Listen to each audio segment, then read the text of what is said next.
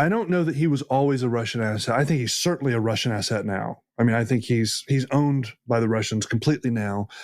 I think at the very least, he was a guy with a overinflated sense of himself and of his importance and of his role.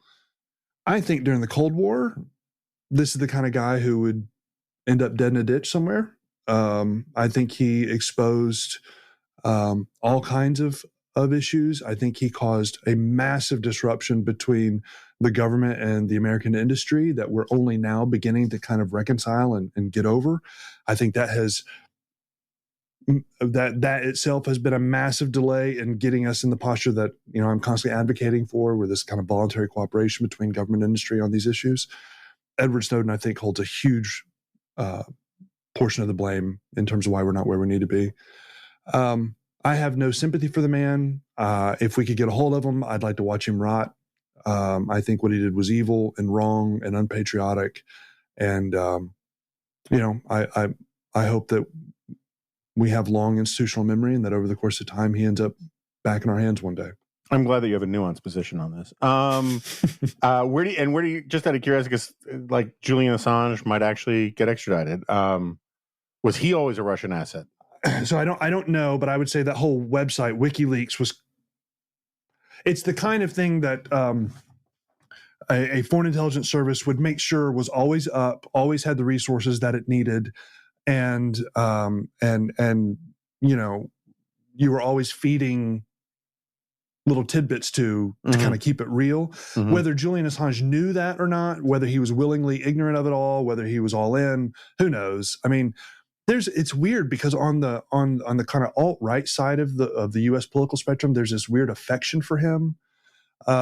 Trump had said some things about him that were kind of positive, and I think it's the same kind of thing. I think this guy was clearly a problem for U.S. national security, and the publication of secrets like that is, I think, a real problem. And I'm not a fan. Yeah, I mean, the tell for me is always, and this applies to lots of people, from Snowden, Greenwald to a certain extent, Assange, that if the rhetoric is all about speaking truth to power, and yet they never speak any truths about China, Russia, North Korea, you go down a long list, and it's always like the UK and the United States.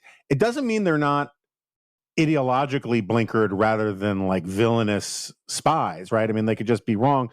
The West has always had a useful idiot problem.